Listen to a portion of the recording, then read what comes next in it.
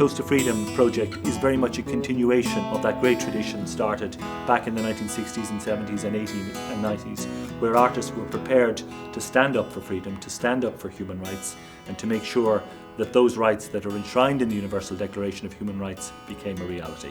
Everything started a year ago, likely parallel with the start, the kickoff of the Arab Spring. I flew to see Bill Shipsey, the founder of Art for Amnesty, to talk about the 50th anniversary of Amnesty and the need of a song.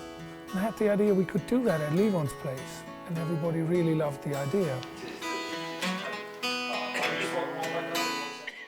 Well, certainly the primary session, where we were really putting the song together and creating the backing track, the initial backing track. That was great. It was a lot of fun. Love, respect, and forgiveness. Levon's studio, it's a very inspiring place, and till the end of the days I would love to make my albums there, or write and create music there. We wanted to have a studio like this where those kinds of things could happen. And any kind of a good idea, you know, you don't get cold water poured on it around here.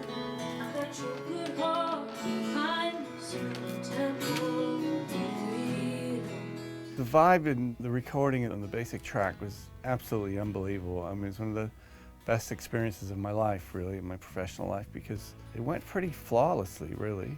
The minute we were in Woodstock, we had a great band, great musicians together, and we didn't really need to pick up the phone because people came to us.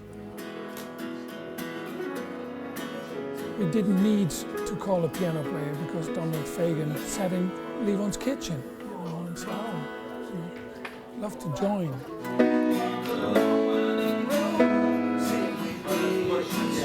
I've been involved with it. I'm from a donation angle for a long time, you know, on and off over the years. And it goes without saying at this point that Amnesty is one of the best things you can donate your time or money to. If you really want people to take an idea to their heart, if you want to take the idea of human rights, the idea of freedom to their hearts, you need art. Is that the original track? Okay. Yeah. Okay. That's you. Yeah, okay, beautiful.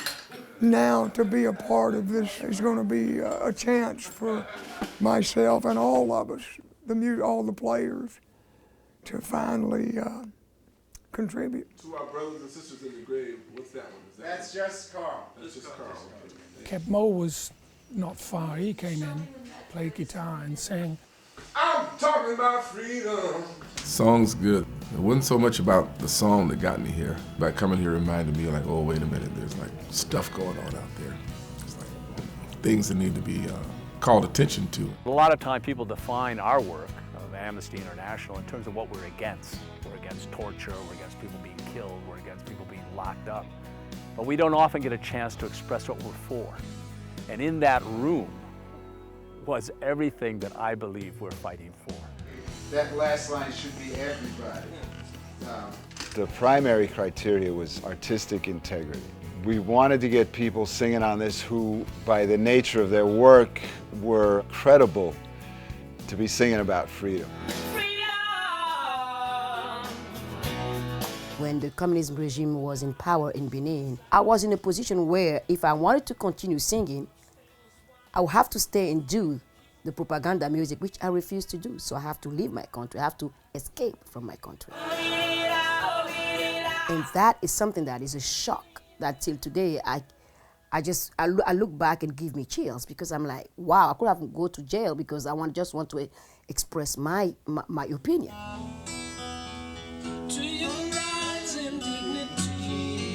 I believe music is particularly effective in moving the emotions of the heart, and after that, the head will follow. Love, respect, and forgiveness, united in a dream for victory. Artists have always stood shoulder to shoulder with Amnesty International, and it was really important for me to contribute to this project because I am the next generation, and I think it brought together over 50 artists from all over the world, from Paris to Berlin to New York to Los Angeles, who all came together as a collective to support Amnesty International. And it was such an honor to be part of that collective. When you're mixing and editing something like this with all these contributions, you got to see the forest and you have to see every tree. That was quite a process. I mean, Larry Campbell was the architect of that, I feel, and he's just so good at voices and hearing where each singer would shine. We walk. Oh, I see. No one is free. No one is free till everybody's free. You know, there's a lot of happy little accidents, and you know, somebody sang a line a certain way, and you thought, well, this is not going to work, but then you heard someone else who sang that line or the next line a certain way, and you put them together, and all of a sudden you got magic, you know.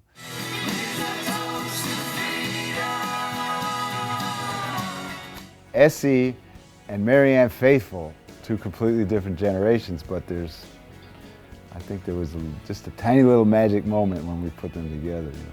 To go from a voice like, let's say, Carly Simon, who was also fantastic, to a Jimmy Barnes, who was just like crazy, almost a heavy metal type voice, was, you know, fascinating. Susan and David, an Iranian and Israeli singing together about freedom. That's what this is all about. Eric Burdon, I thought, was truly amazing, because I was also a big fan of his when I was a kid. He was a big singer in the 60s with the Animals. Whenever I get a telephone phone call Carlton, I know that there's something interesting that's going to be proposed. And when he mentioned this to me, I thought, wow, this is a great thing to be a part of. And Angelique Kidjo, with anybody, was, you know, that woman is special. For me to express freedom, I use one of the words of freedom in Yoruba, which means ominira. It's the freedom of humankind. It's the freedom of soul of humankind. It's the freedom of speech. The birthright of freedom is ominira.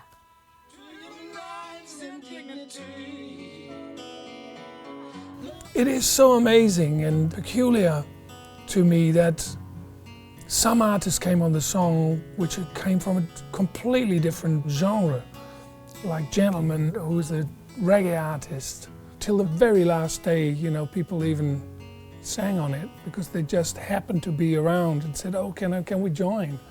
Like Ewan McGregor. Up at the end or down at the end? Bind her love to eternal bliss. Up. It's just our kind of human right to be free and to have a voice and to not be punished for using that voice.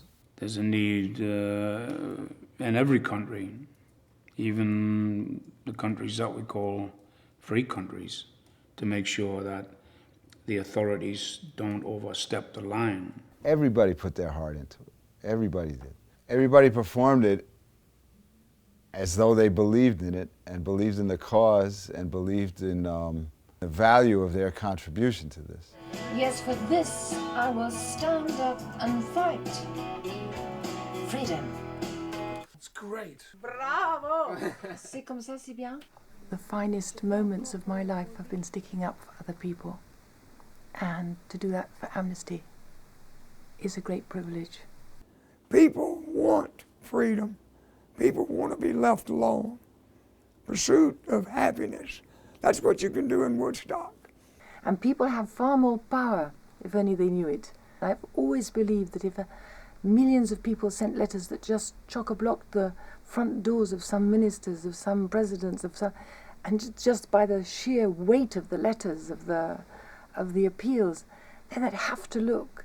And then if everyone decided that was their opinion, then you could really change things. What they're looking for is young supporters that will join Amnesty, you know, maybe contribute to them, maybe possibly work for Amnesty. And part of it's raising money, and part of it's just raising awareness so people know what they're doing, and hopefully they'll help.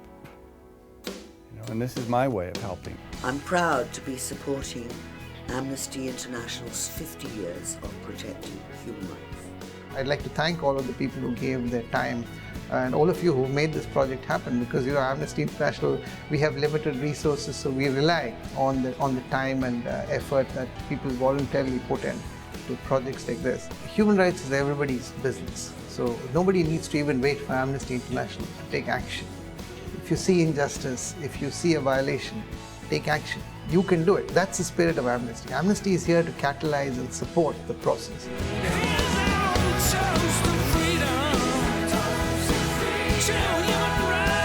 When Peter Benson, the lawyer who created Amnesty International, set it up 50 years ago, I don't think he ever imagined that 50 years later it's going to become the largest human rights movement in the world. It's an amazing story, which one man's outrage resulting in a global movement for human rights. Freedom.